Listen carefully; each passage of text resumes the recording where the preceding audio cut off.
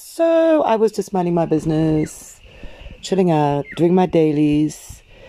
And suddenly this guy that's next to me now says to me, "Hey, Beastie, you want some kills?" And I'm like, "Yeah." Well, it was actually really handy because I was able to test something that a friend of mine told me. Now, if you've been watching my channel before, you might have seen the really, really fun time that I had with Peru, busy knocking the socks off of him. And you might also have noticed that I was a little bit, well, I don't mind losing troops, but I did lose a fair amount of range doing that. And I was like, oh, well, it goes with the territory. But I shared that video with a friend of mine who is no longer with the guild. He's gone to play with the big boys. And who shall blame him? We're not a pay guild. We're not going to go and fight Baron and that kind of thing. So when players get to that level, then they move on.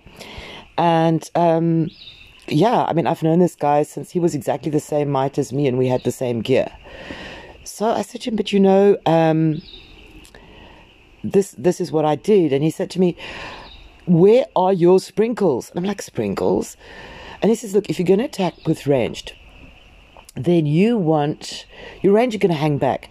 You ideally want other troops to absorb at least a few seconds of the fire, while your range just gets time to shoot. And if you put in enough of these different sprinkles, you won't lose so much tier 4 in the process." It's like, oh, wow, where can I find a YouTube channel that shows this to me? Because, all the YouTube channels that are really famous that we all know, it's these really big money players. And the things that they do, it's great to watch. And it's like, wow. And it's like, oh, wow, that's crazy. I don't even want to be there. And it's fascinating in a kind of train smash way. But that's never going to be me.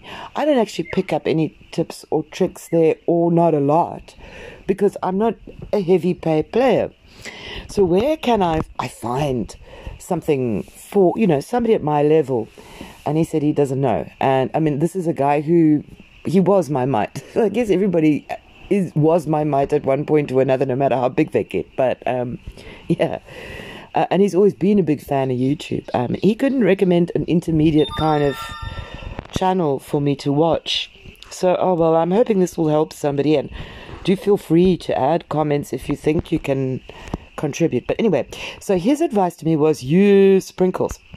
So yeah, as you see, my friend was kind of determined that I should make a bunch of kills. And I ended up making 1 million kills overall.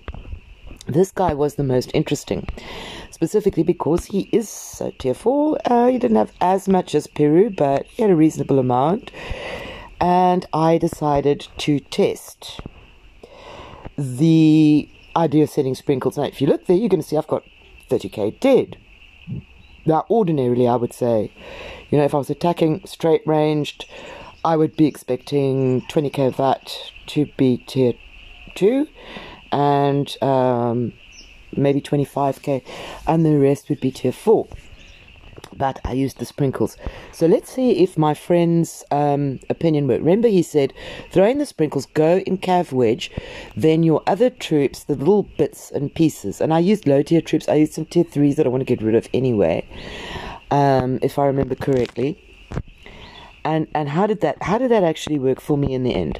Let's have a look at that, and then we'll have a look at the battle. So as you can see, I did get some red. About 16k of that was tier 4. But remember, that's total losses. That includes infirm. So let's have a look here. Nothing died of my tier 4 at all. And what I did lose, I sent tier 2s after all. I sent gladiators specifically to die. 26k of them did die. The sharpshooters were also there for meat shields. Less of them died. Why? Because my opponent hit on those tier 2 infantry first. I remember I was in cavalry wedge. Let's take a look, see how that played out and why I have fewer losses. And it's actually quite interesting to watch, because it takes this guy a while to actually get around hitting my ranged, which is the bulk of my force. Basically, I'm going in ranged. I'm in ranged talents, ranged gear, and I've just thrown in a couple of tier 2 infantry there, possibly more than I should have, but it doesn't matter. A sprinkling of that infantry, and look at how those troops are concentrating on that infantry, while my ranged hangs back. And okay, now they've taken out the infantry, and now they're going into the ranged. But definitely did a lot more damage before my ranged actually saw any action. Here they finally come. And by this time I've actually got quite a solid advantage, and you can see what's going to happen. I'm definitely going to win this. And I'm actually fairly confident that I did sustain less damage to my tier 4 than I would have, purely because I used this strategy my friend showed me. And yeah, I could probably have gone with a bit less of infantry. He said to me, even one troop will distract your opponent for a while. All of the jumpy things.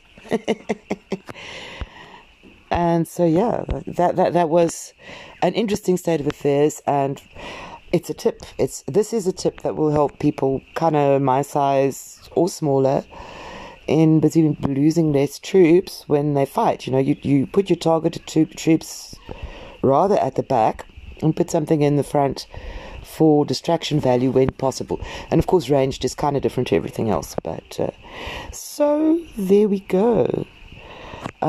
You'd like to add anything to that? Feel free.